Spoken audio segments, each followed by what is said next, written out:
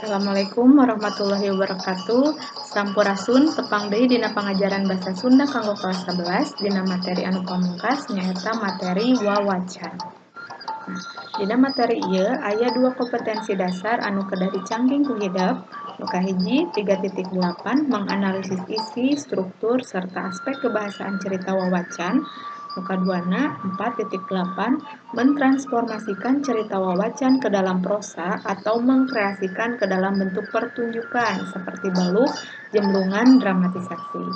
Jadi, naon atuh tujuan diajar kanggo minggu ayeuna? Tujuannya, setelah melakukan pembelajaran dengan menggunakan problem-based learning, siswa dapat menganalisis isi, struktur, serta aspek kebahasaan cerita wawacan dengan benar dan dapat mentransformasikan cerita wawacan ke dalam bentuk prosa dengan tepat.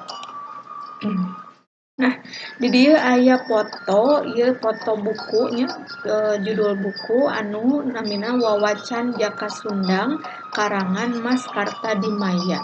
Saperti anu katingali ku urang, ieu masih keneh nganggo ejahan zaman baheula. Jadi wawacan J ieu dibacana C. Ieu oge sami J Jaka tapi aya D-nya, DJ. Su ieu su o jeung e dibacana su-nya. Jadi ieu masih keneh make ejahan zaman baheula. Nah, di dieu ku ibu dipidangkeun fisikna, bukti fisik nu kumaha ari wawacan teh. Ieu eusi tina buku Wawacan Jaka Sundang tadi. Aya judul, di dieu aya judul anu dinomeran sarta aya namina Asmarandana. Nah, di dieu oge aya sababaraha nomor kahandapna, ieu teh salarasna masih kana segar nomorna. Naon ieu teh? Ieu teh mangrupa cerita. Cerita wawacan anu ditulis dina bentuk pupuh. Nah, ieu teh pupuh, judul pupuh. Sedangkan ieu caritana, tapi carita anu di bait-bait. Ngan nulisna teu kahandap, nulisna kagigir siga paragraf. Padahal ieu teh puisi atawa bait. Ya. Jadi dina pada atau bait kahiji, bait kadua atau pada kadua, katilu jeung saterusna.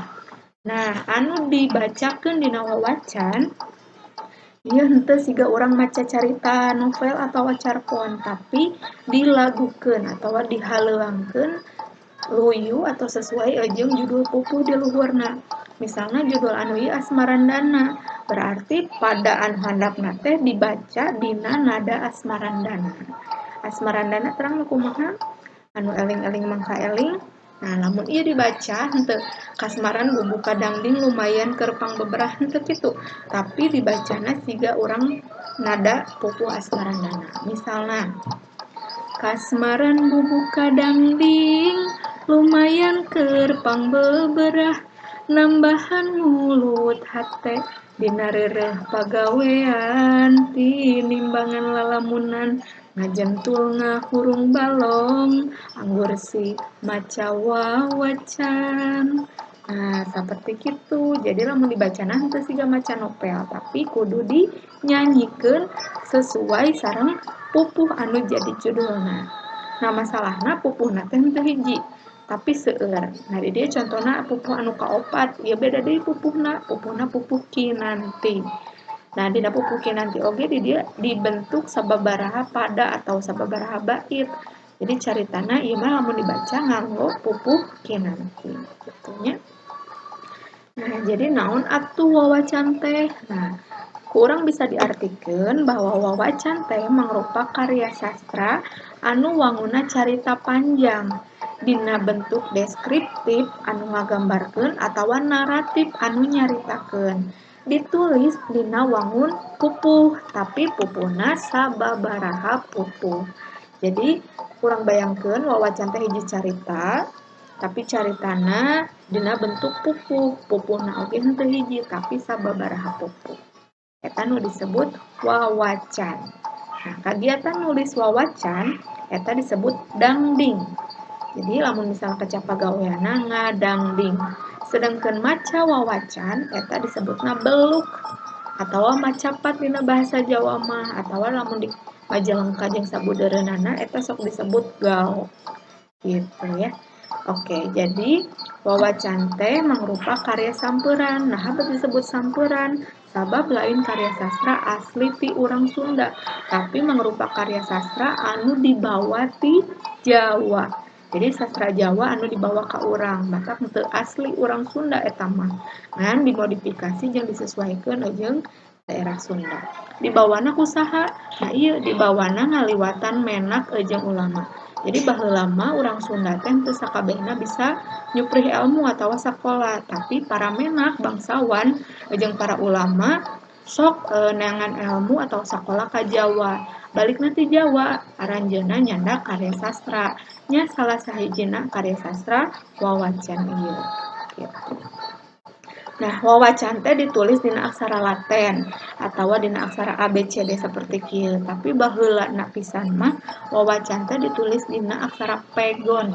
Ari aksara pegon teh nyaeta aksara anu siga hiji iya abatasa, tapi lamun dibaca eta bahasana bahasa Sunda. Jadi diluyukeun jeung ejahan atawa bahasana bahasa Sunda, tapi hurufna huruf hiji iya.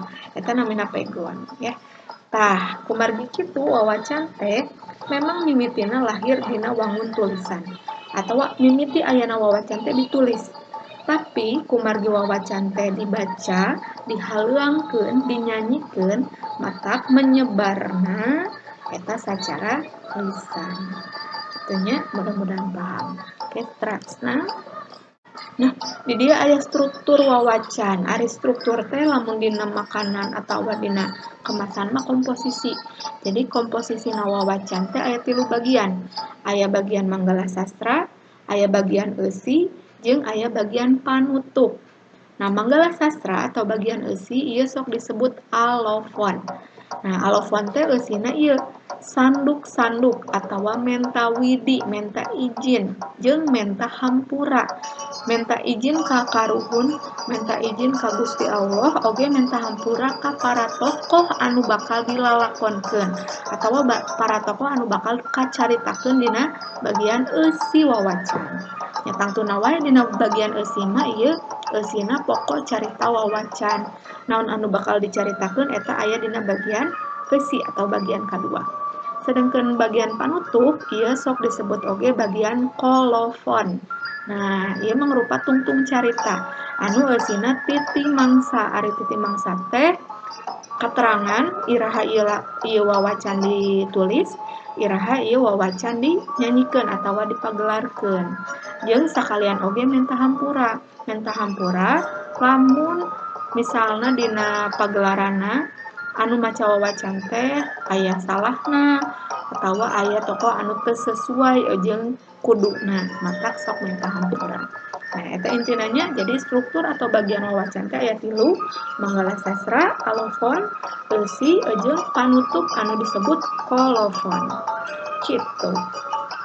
Oke, pangintos sakitu wae anu tiasa dipedar, matur nuhun kana perhatosanana. Tepang deui dina pangajaran basa Sunda Minggu Payun. Assalamualaikum warahmatullahi wabarakatuh.